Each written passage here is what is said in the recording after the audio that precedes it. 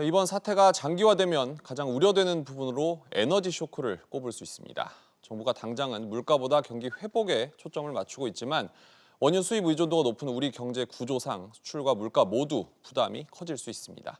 서주연 기자와 자세히 알아봅니다. 우선 세계 경제 성장률이 낮아질 수 있다는 얘기가 나왔는데 어디서 나온 얘기입니까? 네, 현지 시간 22일 미 월스트리트 저널에 따르면 일부 이코노미스트들은 우크라이나 분쟁 격화로 이 최악의 경우에 1970년대 오일 쇼크와 같은 위기가 올 수 있다고 우려를 했습니다. 네. 이 영국 싱크탱크인 국립경제사회연구소는 에너지 공급 혼란으로 올해 세계 경제 성장률이 1%포인트 가까이 내릴 수 있을 것으로 추산을 했는데요.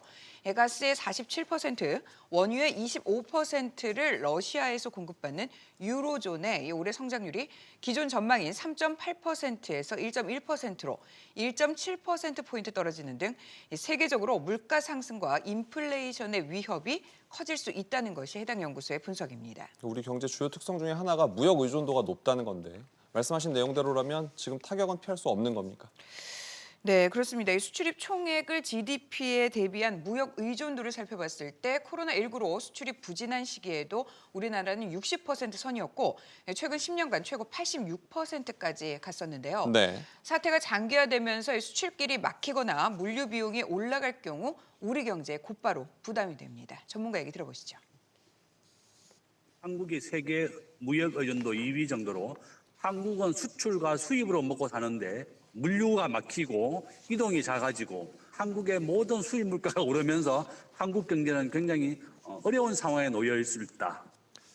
우리나라와 러시아가 직접 교역하는 규모는 크지 않지만 현재 진출한 기업도 있단 말이죠. 영향이 있을 수밖에 없겠죠. 그렇습니다. 이 현대차의 경우를 보면 이 러시아 상트페테르부르크 공장에서 연간 23만 대를 생산해서 인접 국가에 판매를 하고 있는데요. 네. 이 우리나라가 지난해 러시아에 수출한 금액의 42%가 바로 자동차입니다.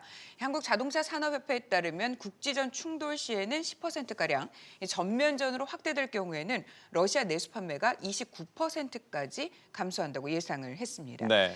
이 반도체의 경우 수출 규모는 크지 않지만 미국이 제3국에서 미국 기술을 이용해 생산된 반도체에 러시아 수출을 막을 경우 국내 반도체 시장도 영향권에 들어갈 수가 있습니다.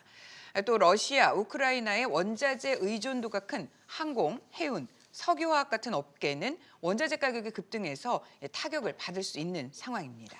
우리 기업들도 다 숨을 죽이고 있겠군요. 서 기자 잘 들었습니다.